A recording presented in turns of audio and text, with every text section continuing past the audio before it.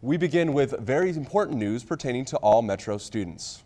Metro State has a new name and logo. The name change became official this week, and we are Metropolitan State University of Denver.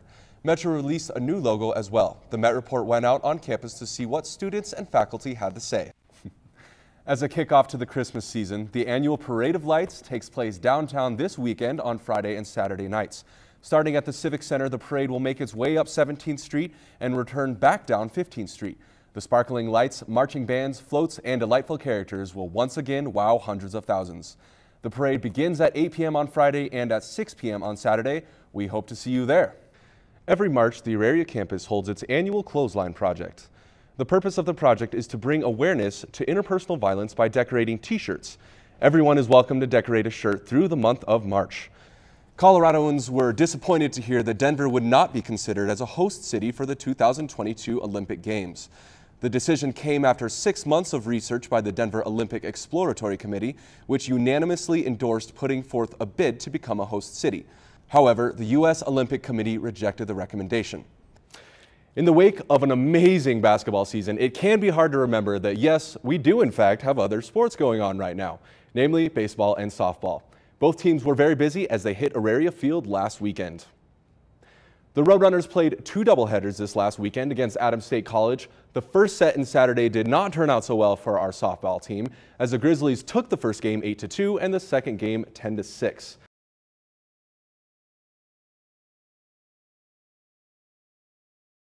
With the ever-rising cost of tuition, a new tax should be the last thing on anybody's mind.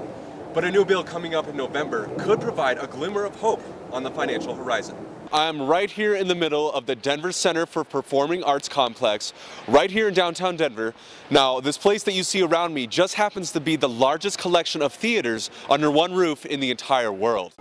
To keep the Phoenix Center around, you can vote online by logging into your ConnectU account, or you can drop by the Tivoli in room 261 to let your voice be heard. On Auraria campus, I'm Benjamin Smith for the Met Report.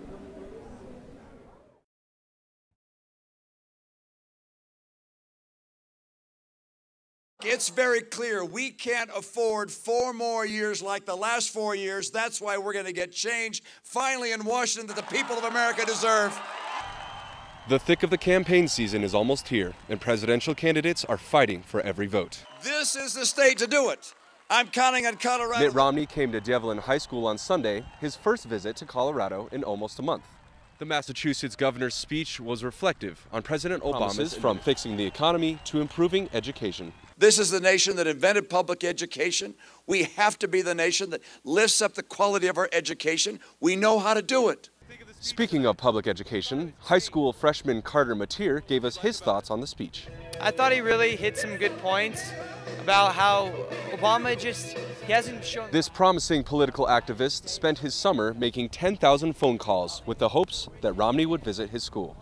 And to know that I'm meeting him at my school, that's just unbelievable for me. In a demographic where voter apathy is very common, this young high schooler showed that anyone can make their voice be heard. I did those phone calls for my generation because I want to know at the end of the day that I did what I could when I could. Benjamin Smith, the Met Report. This way, he was going this way, and he was open carrying a what looked like a Beretta 9mm on his right hip. Firearms and school, a combination that rarely goes together. But with several incidents taking place over the last month, the safety of students on campus is in question.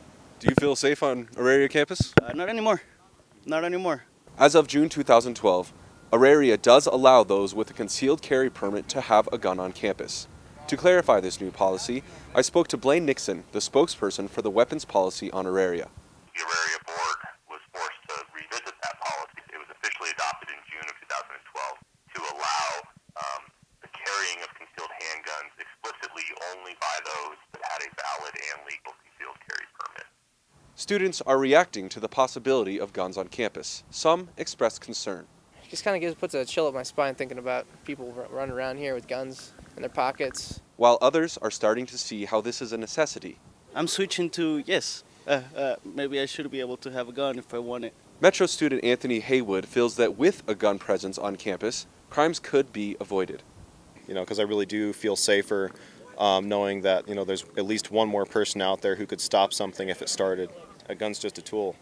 I think having a first responder on site is the best deterrent for that kind of crime. Ben Smith, The Met Report. Because of drought and beetle kill and all this, we're nearing the end of this 300-year cycle, and Mother Nature is starting to clean house in a big way. With over 3 million acres burned nationwide so far this year, this wildfire season is among the most destructive in history. In fact, at one point we had half of the available responders in the United States, and 3/4 of the aircraft in the state of Colorado.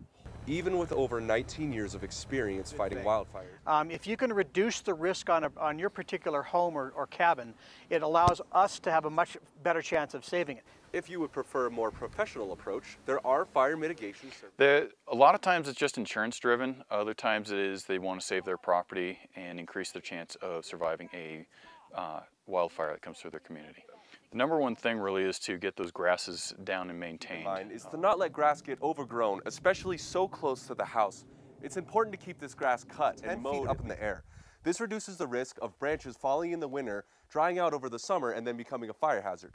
Finally, remember to remove all debris from within 30 feet of the house, such as tree branches, sticks, pine needles, pine cones, and dead grass.